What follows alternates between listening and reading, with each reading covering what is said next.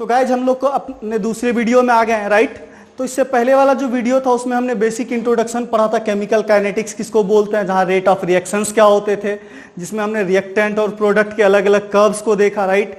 कि रिएक्टेंट के टर्म में कुछ वैल्यू निगेटिव आते हैं, प्रोडक्ट के टर्म में वही केस वैल्यू क्या होता है, पॉजिटिव होता है। तो इन सारी चीज़ों को डिस्कस किया। अब ना एक इंपॉर्टेंट क्वेश्चन जो कि आपको बहुत बार JEE Main even board examination में पूछ दिया जाता है और आपके एनसीईआरटी का बहुत ही बेसिक और फंडामेंटल लाइन्स है, that is the rate in terms of stoichiometric coefficient. तो आपको ये स्टोइकियोमेट्रिक कोफिशिएंट पता होता है, राइट। कोई भी रिएक्टेंट या प्रोडक्ट से पहले जो नंबर्स लिखे होते हैं बैलेंस्ड केमिकल रिएक्शन में, उसी को क्या बोलते हैं, स्टोइकियोमेट्रिक कोफिशिएंट। तो सपोज दैट मैं एक रिएक्शन लिखता हूं M1A प्लस M2B, ये आपका क्या है, रिएक्टेंट्स है। ये किस में कन्वर्ट हो रहा है, प्रोडक्ट में। तो सपोज दैट N1C प्लस यहां पे मैं लिख दे रहा हूं N2D, और ये रिएक्शन होना क्या चाहिए, बैलेंस्ड। क्या होना चाहिए, बैलेंस्ड केमिकल रिएक्शन। अगर आपको एक बैलेंस्ड केमिकल रिएक्शन मिला हुआ है, नाउ अब यहां अगर आपसे पूछा जाए rate of disappearance of A, तो अब देखिए ए क्या है, एक रिएक्टेंट है, ये धीरे धीरे क्या होगा, घटेगा, डिसअपियर होगा। तो rate of disappearance of A पूछा जाए तो this value is minus d change in concentration of A by dt बोलता है, राइट। सिंपल ही है। माइनस साइन क्यों लगाए, क्योंकि ये रिएक्टेंट है, धीरे धीरे क्या होगा, घटेगा, जो कि हमने प्रीवियस वीडियो में डिस्कस भी किया। अगर अभी तक आपने नहीं देखा तो एक बार जाके उसे देख लीजिए, अच्छे से समझ में आएंगी। नाउ अगर यहीं पे आपसे पूछा जाए रेट ऑफ डिसअपियरेंस, तो देखिए यहां पे अगर आपसे पूछा जाए rate of disappearance of B, तो ये क्या लिख दोगे, minus d concentration of B by dt। Simple सा टर्म है, राइट। अगर यही आपसे पूछा जाए प्रोडक्ट के बारे में, तो प्रोडक्ट क्या होगा, अपीयर होगा, तो उसको क्या बोल सकते हैं, rate of appearance, rate of appearance of क्या बोल सकते हैं, सी। तो ये क्या आएगा, पॉजिटिव साइन के साथ, plus d change in concentration of C by dt, right. Similarly इसको आप क्या लिख सकते हो, नेक्स्ट खुद से बताओ, rate of appearance, rate of appearance of किसकी बात करेंगे, डी की। तो ये वैल्यू क्या आ जाएगा, plus d concentration of D by dt, right.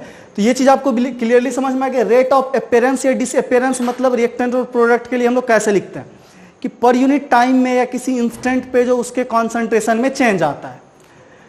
तो यहां से अगर हमें रेट ऑफ रिएक्शन की बात की जाए, रेट ऑफ रिएक्शन की, तो रेट ऑफ रिएक्शन में को हम लोग कैसे दिखाएंगे, राइट। तो this is a small R, और ये वैल्यू क्या हो जाएगा इन सब के टर्म्स में। तो ध्यान से देखिए, जो भी कोएफिशिएंट है उससे हम लोग डिवाइड कर लेते हैं।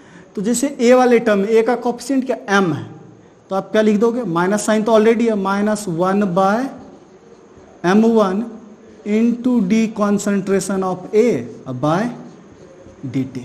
सिमिलरली समझ में आ गया, -1 बाय m1, क्योंकि इसका कोएफिशिएंट क्या m1 है और da बाय dt है। माइनस साइन तो आपको पता ही है, रेट ऑफ डिसअपियरेंस है, राइट। तो क्या बोल सकते हैं, rate of disappearance of A by m1, right. तो इसको हम लोग कैसे लिख सकते हैं, rate of disappearance, the rate of disappearance of ए।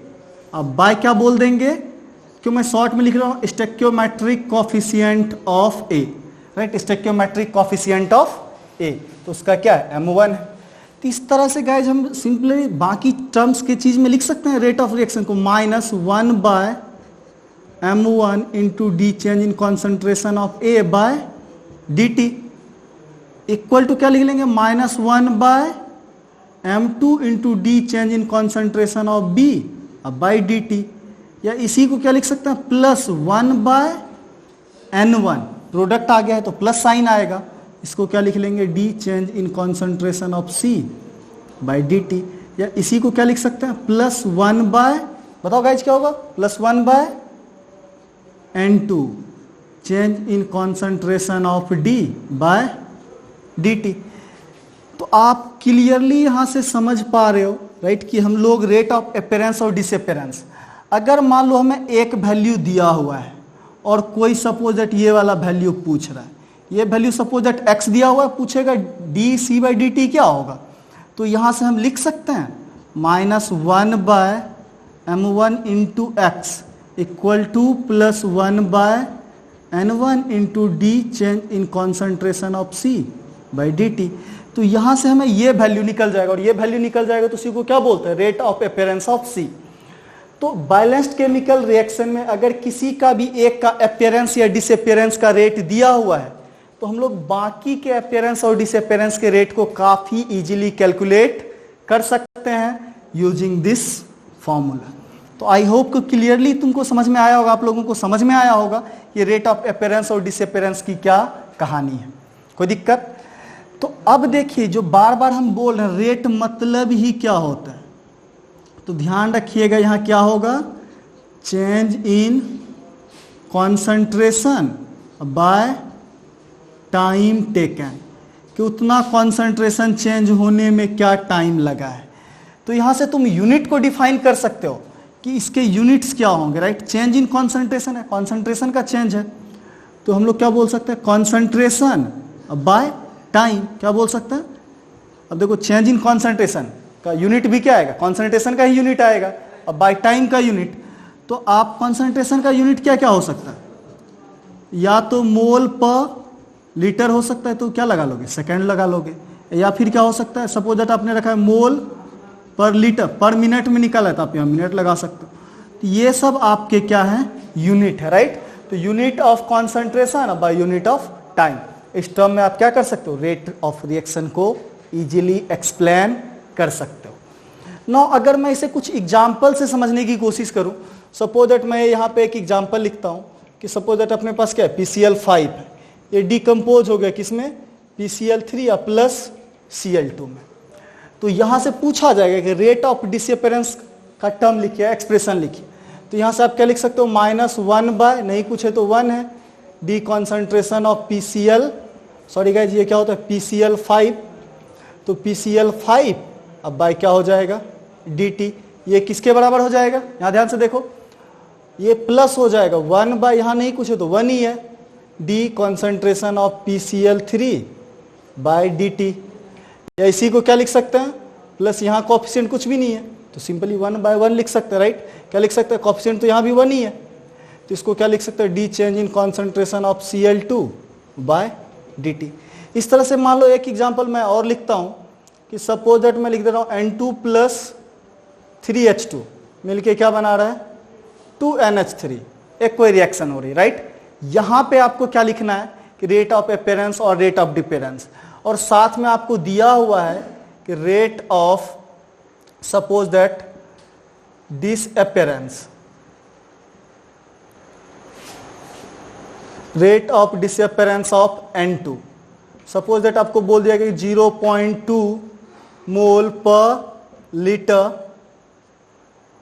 पर सेकेंड है, क्या है, मोल पर लीटर पर सेकेंड दिया हुआ है। क्या दिया हुआ, rate of disappearance of N2, N2 का रेट ऑफ डिसअपीयरेंस दिया हुआ है। अब आपसे पूछा जाएगा कि H2 का डिसअपीयरेंस और NH3 का अपीयरेंस बताइए क्या होगा।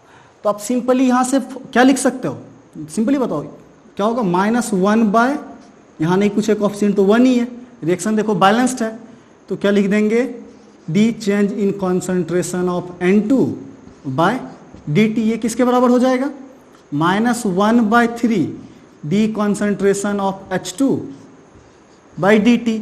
और यही वैल्यू किसके बराबर आ जाएगा, ध्यान से देखो, यहां पे 2 है और ये साइन क्या हो जाएगा, +1/2 change in concentration of ammonia bye dt।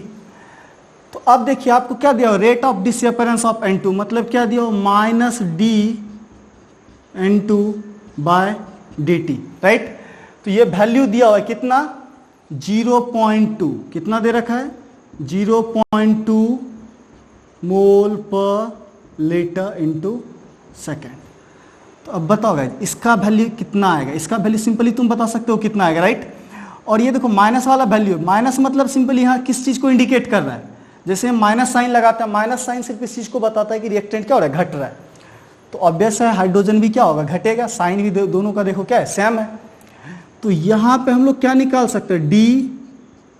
अब H2 का वैल्यू अगर हमें निकालना है बाय dt, तो आप क्या करोगे, इसका तो वैल्यू दिया हुआ है कितना, 0.2, तो ये 3 आके मल्टीप्लाई हो जाएगा। तो इसके जगह हम लोग क्या लिख सकते हैं, ध्यान से देखो, माइनस माइनस दोनों साइन कट जाएगा, तो सिंपली क्या हो जाएगा, और ये वैल्यू कितना दिया हुआ है, 0.2 मोल पर लीटर इंटू सेकेंड, इंटू ये वैल्यू इधर आके क्या होगा, मल्टीप्लाई 3, ये वैल्यू क्या हो जाएगा, 0.6 मोल पर लीटर इंटू सेकेंड। तो ये क्या होगा, rate of disappearance of hydrogen. Similarly rate of appearance of ammonia पूछ दिया गया, D concentration of NH3 by dt, ये वैल्यू आपको दिए, पूछा जाएगा क्या होगा। तो ध्यान से देखो, एक साइन ये वाला वैल्यू क्या है, माइनस साइन के साथ है, ये वैल्यू क्या है, प्लस साइन के साथ है। तो ऑब्वियस है यहाँ पे वैल्यू क्या आएगा, सिंपली बताओ, पॉजिटिव वैल्यू आएगा प्रोडक्ट के लिए, वैल्यू तो हमेशा ही प्लस रहता है।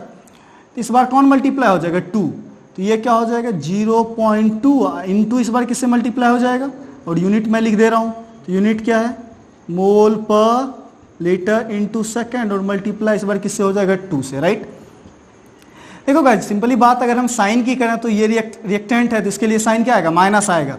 उस चीज को मैं अभी जोर नहीं दे रहा हूँ, बस वैल्यू पे आप ध्यान दीजिए। और ये प्रोडक्ट है, ये वैल्यू क्या हो जाएगा, मल्टीप्लाई होके 0.4 मोल पर लीटर इंटू सेकेंड। तो ये चीज आपको क्लियरली समझ में आ गया कि किसी एक का अपीयरेंस या डिसअपियरेंस हमें दिया हुआ है, तो बाकी के अपीयरेंस और डिसअपियरेंस को हम काफी इजीली कैलकुलेट कर सकते हैं यूजिंग दिस मेथड। कोई भी अगर आपको बैलेंस्ड केमिकल रिएक्शन दिया हुआ है, ध्यान रखना, कोई भी बैलेंस्ड केमिकल रिएक्शन दिया हुआ है, तो rate of appearance, rate of disappearance and even for the rate of reaction, this is R rate of reaction, सारे चीज को हम लोग काफी इजीली कैलकुलेट कर सकते हैं। आप होप कि गाइस ये आपको पसंद आया।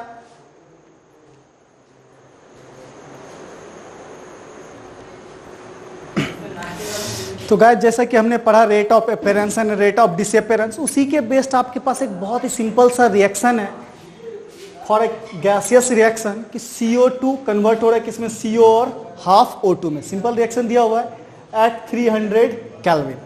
पूछ क्या रहा है, gaseous reaction shows increase in pressure from 100 mm of Hg to 120 mm of Hg, right? In 5 second, 5 second लगता है क्या इस रिएक्शन को 100 mm ऑफ Hg से 120 mm ऑफ Hg जाने में। तो ये 3 क्वेश्चंस हैं, पूछा rate in terms of pressure, rate in terms of concentration and rate of disappearance of CO2। ये आपके 3 क्वेश्चंस दिए हुए हैं। तो आपको 1 सेकंड के लिए इस वीडियो को पॉज करो, इस क्वेश्चन को लिखो और इसको नोट करके पहले खुद से बनाने का कोशिश करो। अगर नहीं होता है तो चलिए हम लोग इसको देखते हैं। आई होप कि आप बहुत लोगों ने ट्राई किया होगा और आपका बन भी गया होगा। काफ़ी एक अच्छा क्वेश्चन है। तो देखिए किसी भी गैसियस रिएक्शंस के लिए ना ये प्रेशर और कॉन्सेंट्रेशन टर्म्स का मतलब क्या होता है। तो आपको पता है कि किसी भी गैसियस रिएक्शन के लिए हम लोग क्या लगा सकते हैं, PB = nRT। तो यहाँ बताइए कॉन्सेंट्रेशन क्या होता है, number of moles by volume, right, mole पर लीटर, इस तरह से जानते हो, number of moles by volume, right. अब यहाँ ध्यान से देखो, तो अगर उसको हम लिखें n को इधर, v को क्या किया हमने इधर ले आया है, तो RT क्या आएगा, इधर चला आएगा। इसी को हम ऐसा लिख सकते हैं क्या, P/RT, राइट, P/RT। तो देखिए आपको क्या बोल रहा है, rate in terms of pressure. तो प्रेशर के टर्म में कैसे लिखोगे, तो आपको पता है क्या होता है, rate D change in concentration, right, dC/dt। तो C के जगह हम लोग क्या लिख सकते हैं, P/RT, क्या लिख सकते हैं, P/RT, राइट। तो इसको 1/RT को क्या कर लेते हैं, बाहर कर लेते हैं, क्योंकि रिएक्शन में टेम्परेचर कांस्टेंट दिया हुआ है, R एक यूनिवर्सल गैस कांस्टेंट है, तो ये बाहर आ गया, बच क्या गया, dP/dt, राइट, सिंपल है। और सिमिलरली अगर आपसे पूछा जाए रेट इन टर्म्स ऑफ, ध्यान से देखो ये लाइन हमेशा ध्यान रखना, रेट इन टर्म्स ऑफ, अगर आपको नंबर ऑफ मोल्स दिया जाता, right, rate in terms of number of moles, तो यहां पे आप क्या लिखते, dC/dt, और इन टर्म्स ऑफ कॉन्सेंट्रेशन तो ये खुद ही है, तो dC/dt को हम लोग क्या लिखेंगे, ध्यान से देखिए 1/v को बाहर कर लें, दिस इज योर 1/v, इसको क्या लिख सकते हैं, dN/dt, राइट। तो इस तरह के रिएक्शंस को आप इजीली फाइंड आउट कर सकते हो। तो अब देखो क्या पूछा, rate in terms of pressure, right, तो कॉन्सेंट्रेशन तो कहीं दिया नहीं हो, दिया हो हमें क्या निकालना होगा, dP/dt, तभी हम dC/dt निकाल सकते हैं। तो देखिए इस चीज को हम अप्लाई कैसे करेंगे, तो आपको इनिशियली क्या दिया, एक रिएक्शन है, क्या है, CO2 है, राइट, किसमें कन्वर्ट हो रहा है, CO और हाफ O2 में। यहां बस आपको करना क्या है, जब हम T = 0 की बात कर, राइट, इनिशियली, तो प्रेशर कितना दिया हुआ है, 100 mm/Hg, मैं यूनिट को फिलहाल छोड़ रहा हूं, कैलकुलेशन की पे सिर्फ ध्यान दे रहा है, राइट। इनिशियली ये सब क्या होगा, कॉन्सेंट्रेशन 0 होगा, क्योंकि इसका तो कोई मोल्स है नहीं, सिंपली CO2 शुरू हुआ है रिएक्शन, राइट। तो आफ्टर सम इंटरवल, आपको देखिए टाइम दिया हुआ है, टाइम कितना लग रहा है, 5 सेकेंड, और बोल क्या रहा है कि 100 mm से कितना हो गया, 120 mm, राइट। तो T = जब 5 सेकेंड हो गया, तो उस समय ये क्या होगा, CO2 रिएक्टेंट है, तो वो क्या होगा, घटेगा। अब मुझे पता नहीं वो कितना घटा है, तो हम मान लेते हैं ये कितने से घट गया, 100 - P, या P नहीं, सपोज तुम X मान लो, क्योंकि मानने की अपनी आदत है, तो क्या मान लिया हमने, 100 - X। प्रेशर में कितना डिक्रीमेंट, क्योंकि CO2 तो टूटेगा, और किसी का मोल्स अगर घटता है, तब ध्यान से देखो, किसी का अगर मोल्स घटेगा तो प्रेशर भी क्या होगा, घटेगा। 100 - X, अगर 1 मोल CO2 बनेगा तो 1 मोल CO भी बनेगा। अगर इसके प्रेशर में कितना का डिक्रीमेंट आया, X, तो इसमें कितना इंक्रीमेंट आएगा, X का। इनिशियली 0 था, अब X बढ़ गया होगा, तो बचेगा कितना, X ही होगा। सिमिलरली O2 के लिए भी वही बोल सकते हैं, इनिशियल प्रेशर क्या है उसका, 0 है, और ये X से बढ़ रहा है, तो ये कितने से बढ़ेगा, X/2। ये आप स्टोइकियोमेट्रिक कोएफिशिएंट को देख के बता सकते हो। तो इसके प्रेशर में कितने का इंक्रीमेंट आया होगा, X/2 का, राइट। अब जहां X क्या है, यूनिट क्या होगा, mm/Hg, ये तुम खुद यहां पे लिख सकते हो, राइट, मैं उस यूनिट को यहां पे नहीं लिख रहा हूं। तो अब देखिए टोटल प्रेशर, वो बोल कितना रहा है, 120 mm/Hg, राइट। 5 सेकेंड होने में कितना लग गया, 120 mm। तो यहां पे अगर हम P टोटल लिखें, तो ये क्या हो जाएगा, 100 - X, CO2 के वजह से, X CO के वजह से, और X/2 O2 के वजह से। तो ये नेट कितना आ जाएगा, 100 - X + X तो कट जाएगा, प्लस क्या बच जाएगा, X/2। और गाइज यही टोटल प्रेशर आपको दिया कितना, 120 सेकेंड के बाद, देख लो क्लियरली, ये वैल्यू कितना दिया हुआ है, 120। तो यहां से तुम X का वैल्यू निकाल लो, कितना आ जाएगा, 40, कितना आ जाएगा, 40, राइट। या आप क्या बोल सकते हो, 40 mm/Hg, यूनिट आपको पता है। तो देखिए 5 सेकेंड के बाद अगर हम CO2 के प्रेशर की बात करें, राइट, तो देखिए यहां इनिशियल प्रेशर क्या है, इनिशियल प्रेशर कितना दिया हुआ, 100, और फाइनल प्रेशर कितना हो जाएगा, 100 - X, मतलब 100 - 40, तो कितना बच जाएगा, 60, राइट। तो CO2 की बात करें तो इनिशियल प्रेशर ऑफ CO2 कितना है, ध्यान से देखो, initial pressure of CO2 100 mm/Hg, और अगर हम फाइनल प्रेशर की बात करें, फाइनल प्रेशर ऑफ CO2 कितना हो गया होगा, 100 - X, मतलब 40 घटा देंगे, तो 60 mm/Hg, राइट। तो आपको प्रेशर क्लियरली समझ में आ गया। तो पहले वाले क्वेश्चन का आप आंसर बहुत ही इजीली कर सकते हो कि अगर रेट हमसे पूछा गया इन टर्म्स ऑफ प्रेशर, तो देखिए इन टर्म्स ऑफ प्रेशर क्या होता है, 1/RT dP/dt, राइट, क्या है, 1/RT, राइट। तो 1/R, तो 1/R का वैल्यू कितना होगा आपको पता है, और T भी कितना दिया है देख लो, राइट, T कितना है, 300, राइट। और प्रेशर में डिफरेंस कितना है, P final minus P initial करते हैं, क्या करते हैं, P final minus P initial, 60 - 100 कितना हो जाएगा, 60 - 100 40, कितना का आएगा, 40 का, राइट। तो आप इसको किस साइन से दिखाओगे, -40। और टाइम कितना लगाएगा, देखो टाइम भी दिया हुआ क्या होता है आपको, dP/dt, तो dt कितना दिया हुआ है आपको, 5 सेकेंड, राइट। इसको dt नहीं बोल सकते हो, ΔT बोल सकते हो, कितना है, 5 सेकेंड। अब देखो यहां जो mm/Hg रखा है उसको आप एटमॉस्फेयर में कन्वर्ट कर लो, ऐसा यूनिट में, राइट, या आप इसको पास्कल में जिस भी यूनिट में रखना है इसे, ये 40 जो है ये क्या है, mm ऑफ Hg। तो आप प्रेशर को SI यूनिट में कर लो, उसके वजह से आप R को भी क्या कर सकते हो, SI यूनिट में रख सकते हो। बहुत ही सिंपल है। तो इसको आप कैलकुलेशन आपके ऊपर छोड़ देते हैं। SI यूनिट में बता सकते हो कि 1 mm ऑफ Hg मतलब कितना हो जाता है। अगर हम लोग इसको एटमॉस्फेयर के टर्म में दिखाएं तो 1/760 ATM, और 1 ATM में पास्कल कितना होता है आपको पता है। 1 ATM इक्वल टू कितना पास्कल होता है, 1.01325 into 10 to the power 5, right. तो ये यूनिट आप इसको पास्कल में कन्वर्ट कर लो और फिर 40 mm ऑफ Hg की जगह वैल्यू आप रिप्लेस कर सकते हो 40 से मल्टीप्लाई करके, और R का वैल्यू ऐसा यूनिट में पता है कितना होता है 8.314।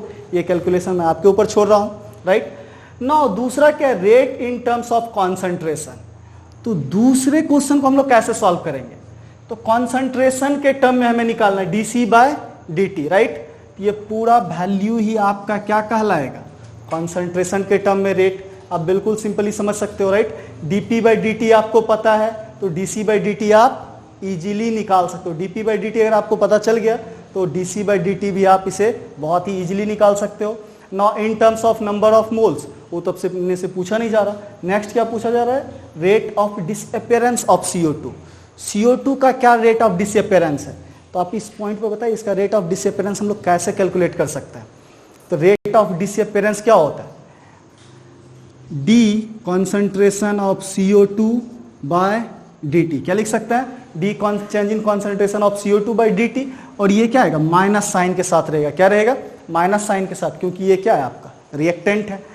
अब देखिए चेंज इन कॉन्सेंट्रेशन को नंबर ऑफ मोल्स के टर्म में या प्रेशर के टर्म में, आपको जिस टर्म में लिखना है आप उस टर्म में लिख सकते हो, आपको पता है। इसको हम लोग dP/dt के टर्म में भी लिख सकते हैं और dN/dt के टर्म में भी लिख सकते हैं, राइट। तो कॉन्सेंट्रेशन अगर आपको दिया हुआ है इसको हम लोग कैसे लिखेंगे, माइनस, ध्यान से देखिए, राइट।